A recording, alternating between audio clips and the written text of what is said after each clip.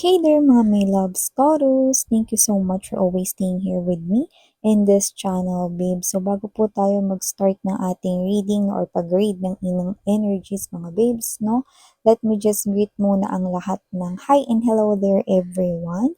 Hi new subscribers! Ako po si Yan. Welcome tuloy. At sa mga returning viewers, thank you po sa inyong unending support. Yan, and love for me. So yun nga, kung hindi nyo pa nalalaman na meron pa po tayong other channel, ang link po niyan is nasa ating description box. Kaya kung interesado rin kayo na tumambay dyan din, kita-kita din po tayo there. So yun nga mga babes, just take how this resonates. Wala po tayo ditong gender. Babae, lalaki, LGBT, lahat po kayo welcome. Pwede nyo rin pong pagpalit-palitin yung roles if you want since this is general reading. And at the end of the day, you always have your free will with you na free nyo rin gamitin anytime, anywhere. So, Taurus, let's go ahead and check these energies for you, guys. Archangel Michael, maraming salamat for always being present sa aming mga reading together with the angels and guides and ancestors of Taurus. This reading is intended for Taurus. Kung may cross-watchers, welcome din po kayo. Kung may Taurus placement sa kanilang birth chart or natal chart, welcome din po kayo. Just take how this resonates. This reading is intended for Taurus. What messages ang kailangan malaman ni Taurus? Can you please show me? Taurus. Taurus, nakakita ko ng kuneho, mga babes, no? Maybe you're dealing here with someone na pinanganak sa year ng rabbit, or pwedeng mahilig kayo sa rabbit, yan, no? Or mahilig kayo sa ano, no? Yung mga malalambot yung mga balahibo, no? Yung iba pwedeng hindi rabbit, pwedeng cat, dog, ganyan.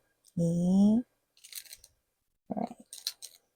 Just take how this resonates, no? Maaring yun ay specific clue for someone. Okay. Taurus.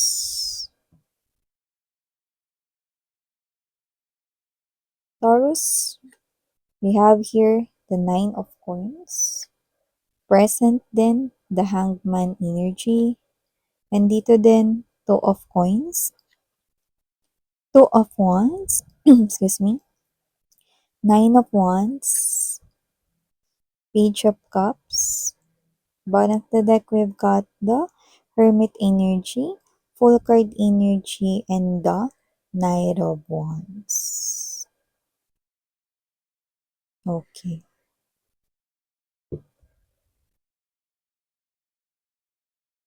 So, Taurus, ang nakikita ko dito, no, mukhang okay ka naman sa trabaho mo ngayon, no, with the 9 of coins energy right here, no. At nakikita ko dito na parang okay ka na, nasasabi mo na nakakapag-adjust ka na kung bago man yung trabaho mo no, or negosyo man yan, parang ikaw to na nakakapag-adapt ka na sa environment or sa mga gawain mo, no, parang nama-master mo na, no. Parang dahil everyday mo nang ginagawa no, natututunan mo na. Yung iba naman, pwedeng hindi kayo bagong pasok diyan sa trabaho ninyo, no? Pwede rin naman na hindi rin bago yung negosyo na yun sa inyo, no? Pero kayo ito na parang nagiging okay na yung lagay ng inyo rito, no? Na money flow or nagiging okay na kayo sa kinikita ninyo, no? Or nagiging okay na kayo diyan. Yan, no? Pero may nakikita pa akong ibang daanan for you guys. Meron ditong offer na paparating na mas maganda sa ano man yung parang komportable ka na ngayon. Si Taurus kasi kapag may energy yan ng ano hindi ka agad-agad sumasabay sa pagbabago kasi isa kang fixed sign. So, lumalabas dito na maaaring maging mahirap itong desisyon na to para sa'yo, pero matalino kasi si Taurus. Okay? So, dito may isip mo mga babes, no, na parang ikaw yung klase ng energy, hindi mabilis sumabay sa pagbabago, no, at dun ka sa parang komportable at nakasanayan mo na, no, pero dahil matalino ka, may isip mo na merong mas magandang oportunidad itong paparating. So, nakikita ko rito na mag-iisip ka dito ng mabuti and gusto mong kunin yung or gusto mong gumawa ng desisyon na kunin or i-accept yung may kinalaman sa kaperahan na yun. Isa yung offer, isa yung oportunidad, no? Na kailangan mong gumawa ng desisyon with the Two of Wands energy. So, nakikita ko rito, no, na isa itong mensahe coming from your angels and guides na meron pang mas magandang oportunidad sa kung anong nararanasan mo ngayon, no? At maaring ito ay oportunidad, no, na makapagpapabago ng mundo mo. Yan, hawak mo yung mundo dito, mga babes. Okay? Pero nakakita tayo ng rosas at ang rosas ay may tinik, mga babes, no? So, ibig sabihin, isa itong klase ng energy na parang magandang opportunity pero hindi agad-agad makakapag-adjust or hindi mo agad-agad masasabayan. Pero makikita mo na yan ang makakapagpabago ng buhay mo. Okay? So, yan ay maaring offer, no, na may kinalaman sa pera. Okay? Gusto mong i-grab, no, pero parang ikaw to, no, na iniisip mo or nag-jump ka na, no, into conclusions na baka mahirapan ako rito. Kasi ganito yung ugali ko, bla bla bla. Yan, no? Parang iniisip mo na nagkakaroon ka na rito ng parang um, nag-iisip ka na ng pwedeng maging outcome. No? Pero naiisip mo rin sa kabilang banda na maganda itong opportunity kasi gusto mo talagang i-grow yung finances mo. Gusto mo rito, no, na palaguin yung pera mo. At isa itong magandang oportunidad na ayaw mo lang basta mawala, no? So, nakita ko dito na maliban dyan sa mensahe na yan, no? Meron ditong klase ng energy na ayaw mong makausap. Yan. Pero kung sino man siya, may mga bagay pa siya rito na parang iniwan ng mga question marks sa'yo. Parang sa loob-loob mo, ayaw mo na siyang makausap, pero parang meron pa siyang mga iniwan rito na unclear. Parang yun siguro yung mga tanong-tanong mo, no? Na yung tao lang na yun yung makakasagot. Pero parang hindi mo rin alam kung anong gagawin mo kasi ayaw mo rin naman siyang kausap or ayaw mo siyang makita. May ganong klase ng energy. So, nagkakaroon dito ng paglapit itong tao na to sa'yo na nag-iwan sa'yo ng maraming question mark sa bumbunan mo. At alam mo rin naman na siya yung makakasagot, no, ng lahat ng mga tanong na yun. Sa kabilang banda, iniisip mo naman, kailangan pa ba yung mga tanong na yun na masagot or hindi ko naman na yun kailangan talaga ngayon? Mas mabuti ba na wag ko na lang marinig yung sasabihin niya o mas magandang marinig ko yun? Yan. May mga ganun ka, no? Okay lang yan, take your time, no, hanggang sa ma-figure out mo kung ano yung gusto mong gawin. Kasi, mga babes, kung ayaw niyo naman siya kausap, edi wag. 'Di ba? Kung hindi kayo komportableng makita siya, no, lalo na yung 'pag feeling mo, 'pag nakita mo siya, no, ta's magagalit ka lang, mabibwisit ka, gano'n, ta's parang feeling mo, no, nagkakaroon ka ng wrinkles, 'di ba? So, wag na lang, 'di ba? Hindi pa ibig sabihin yun yung right time, no, na makita mo siya. Kasi, okay, mataas yung emosyon, 'di ba? Meron ka pa kasing ano, energy na parang affected ka pa 'no, in a way na hindi ka pa ready na makita siya talaga. So, heal yourself first, okay? Kasi 'tong tao na 'to nakita ko 'no, mangungulit ito sa future sa'yo. Kaya kung lumapit man siya ngayon dito 'no, at kung hindi mo man siya pansinin, carry lang. Kasi nakita ko siyang lalapit pa ulit sa'yo in the future. Yan. So, maliban diyan sa mensahe na yan, Taurus 'no, nakakita rin po ako dito ng energy na meron ditong gustong makipag-usap sa'yo, pero hindi ito yung kakatapos lang natin pag-usapan. Medyo nakababata ang kanyang energy at mukhang may hihingin siyang pabor sa'yo, Taurus, pero mukhang mahihirapan kang ibigay yun sa kanya. Bakit kamo? Kasi kung ano man yung hihingin niyang pabor, isa yung pabor na maiistorbo ka, madidisturb rito, no, ikaw. Yan, no. Isipin mo, no, yung pabor na yon gagawin mo para sa isang tao pero ikaw naman yung maapektuhan. 'Di ba? Sabihin natin ganito, example, kunwari itong nakababatang energy na 'to na posibleng nakababata sa iyo sa age, no? or puwedeng yun nga 'no, immature sa kanyang galawan just like how this resonates 'no. Puwedeng pamangkin niyo 'yan, puwedeng, nakababata ninyong sister or brother, 'yan, younger brother, younger sister 'no, or yung iba naman puwedeng basta young yung age niya, pero yung iba puwedeng immature lang, you know? Yung hindi niya talaga pinag-isipan 'yan bago siya lumapit sa'yo. Example, manghihiram siya ng pera sa'yo, eh, kailangan mo rin ng pera. Yun, ganong klase ng energy. So, 'pag pinahiram mo siya, ikaw yung maiistorbo, ikaw yung madi-disturb kasi ikaw ngayon yung maghahanap ng kapalit dun sa ipanghihiram mo, tama? Gano'n, 'di ba? So, iba pang example, kunyari ganito, humingi siya ng pabor sa inyo, natitira muna siya pansamantala sa inyo, eh, alam mo magastos siya. Eh, alam mo na maiistorbo ka, 'no? Kunyari sabihin natin isa lang yung kwarto mo sa bahay ninyo, oh, saan siya matutulog? Kaya mo naman siya patulugin sa sala, 'no? Or may mga gano'ng bagay 'no, ayun, nasanay ka na mag-isa tapos boom, biglang may papasok dito na parang manghihingi rito ng favor sa'yo ta's manghihingi na nga lang ng favor maapektuhan ka pa, ikaw pa yung mag-a-adjust, yun yung nakikita ko rito. So, mga babes 'no, malalagay kayo dito sa parang edge ng corner. Kasi kung sino man 'to possible na either family siya, family member, relatives 'no. So, nakikita ko rito na parang gusto mo siyang tanggihan pero parang ano ba yung magandang excuse? Kasi ang pinupunto mo lang dito 'no, is yung parang ayaw mo siyang ma-offend pero at the same time, Taurus, you want na maintindihan niya ito 'no, na parang, hindi naman sa ayoko pero kasi 'pag tumira ka dito sa bahay magiging parang hindi ako gano'n kakomportable, mga gano'ng bagay 'no, okey? So, I hope mga babes naiintindihan niyo ko pero yung iba, iba yung specific situations na pagdadaanan ninyo. Basta meron ditong gagambala 'no, ng parang pagiging, ng katahimikan mo 'no, or pagiging komportable ng sitwasyon mo, yung parang okey ka naman ta's biglang boom, biglang may pabor na gano'n 'no, tapos yung pabor na yun 'no is parang ang hirap tanggihan. Pero pagka inaccept mo naman, ikaw naman yung mahihirapan, 'di ba? So ako, mga babes 'no, ang payo ko lang sa inyo, eh, unang-una dapat pinakaisipin ninyo yung sarili ninyo, okey?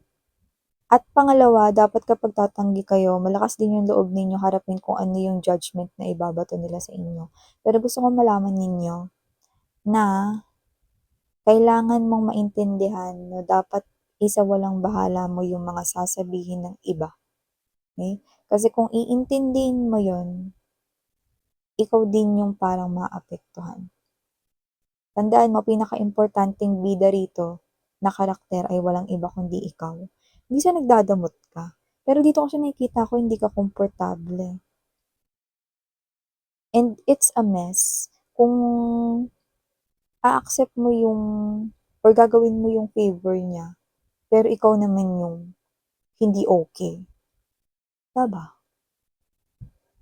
So yeah, yun 'no, maliban diyan 'no, Taurus, nakikita ko rin dito ang energy ng new love. Yan ang mga babes na may nagising na rito sa katotohanan 'no. Dalawa nakukuha ko rito, yung iba diyan na nag-confess sa kanilang crush tapos puwedeng tinanggihan kayo or puwedeng sinabi, "Ay sorry kasi meron pala akong ibang gusto or meron na kasi akong ibang gusto." Yan 'no. Or, "Pasensya ka na kasi hindi kita, type," mga ganyan 'no. So nakikita kong mag-u-U-turn siya. Hindi dahil sa na-reject siya 'no, ng kung sino man yung crush niya rito 'no, kasi yung iba wala namang ibang ibang crush, eh, puwedeng nagdahilan lang sa'yo, eh, kung yun yung sinabi sa'yo, okey? Alam mo nice guy naman talaga yun or nice woman naman talaga yung LGBTQs, of course welcome din kayo, just take how this resonates 'no. Kaya lang nakita ko rito na kaya niya kayo ni-reject or tinanggihan 'no, hindi dahil ano, hindi dahil ayaw niya sa inyo. Okey? Kundi nakita ko dito na gusto niya rin kayo kaso parang feeling niya hindi pa siya ready to commit, 'yan, may gano'n siyang energy. And now this person here is making a decision to come back, return 'no, and sana available pa rin yung offer, sana may feelings ka pa rin sa kanya, sana it's not too late daw. Yan. So, yung isang mensahe naman na nakuha ko rito 'no, new love pa rin ito na lumalabas dito 'no, at kung sino man 'tong energy na 'to 'no, parang siya yung klase ng energy rito na iniisip niya you're too good for him or her, 'yan. Kaya parang hindi siya makagawa ng hakbang papunta sa'yo, kasi parang may hiya factor.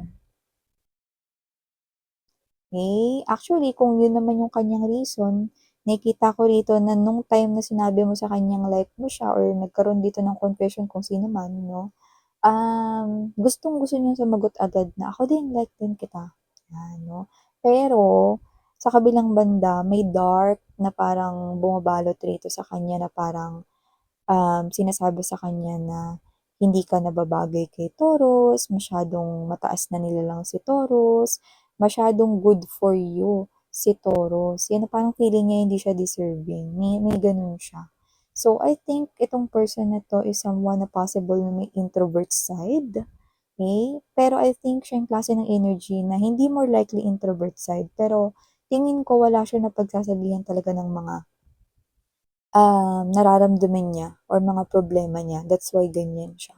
But this person here is making a U-turn, yan 'no, and nakikita ko rito na gagawa siya ng movement dito 'no, and if ever man na hindi na available yung offer sa ngayon dahil nasaktan ka 'no, na yun nga, okey, hindi niya inaccept yung offer mo noon or parang feeling mo, um parang may energy na parang feeling mo na napahiya ka before, na may gano'ng klase ng energy yung iba sa inyo 'no. So, nakikita ko rito na iche-chase ka niya. Gagawa siya rito ng paraan para muling maging available ang offer na yun. At syempre last but not the least, para dun sa mga may ka-in relationship na diyan, like may asawa na kayo, may boyfriend na kayo, may ka-live-in na kayo, whatever, nakikita ko rito 'no, na itong person mo ay may problema sa pera, okey? At napapansin mo na 'yan dahil kilala mo naman 'pag may problema siya or wala, alam mo yung galawan niya rito, 'no? So, nakikita ko rito na itong asawa mo is or itong boyfriend, girlfriend mo 'no, or itong ka-live-in mo, kung sino man itong ka-connect mo, nahihiya siya rito 'no, na magsabi sa'yo, 'no, lalo na 'pag may kinalaman sa pera. So, nahihiya siya. So, meron nga siya ritong parang problem sa pera, okey? At saka nakakatuwa kayong dalawa 'no, kasi parang nangyari na parang dati naghiraman kayo, kung sino man yung humiram ng pera, nababalik, eh, bumabalik yung pera, eh, you know? So, ngayon parang kailangan niya ng pera ta's nahihiya siya ulit lumapit sa'yo, you know? Eh, so yun ang nakikita ko rito. So, talk to your person if you want to reach your hand 'no?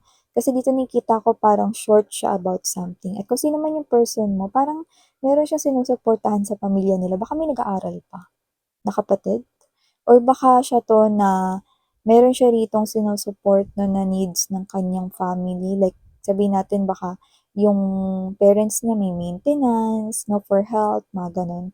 Or baka siya pa rin 'to na nagpo-provide sa kanilang family kasi hindi naman niya gustong pabayaan itong mga ito 'no, lalo na kung siya ay lumalabas na panganay or kahit hindi panganay, basta parang nagpo-provide ng mga pangangailangan, 'yan. So, ito yung mga nakuha ko ditong mga mensahe. Yung iba 'pag mababaw lang meron din naman 'no, yung kung may boyfriend, girlfriend kayo rito na parang medyo na-short siya 'no, sa kanya rito na parang pinansiyal 'no, sabihin natin may project pala or sabihin natin 'no, na parang nagamit niya pala 'tong pera na 'to for this and that and he or she needs money, 'yan 'no. So, okay, you might want to talk with your person 'no, to help him or her sa sitwasyon na 'yan. So yeah, there you go Taurus 'no, thank you so much sa oras mo. Muli ako po si Ann, saranghaeyo, love and light. Annyeong.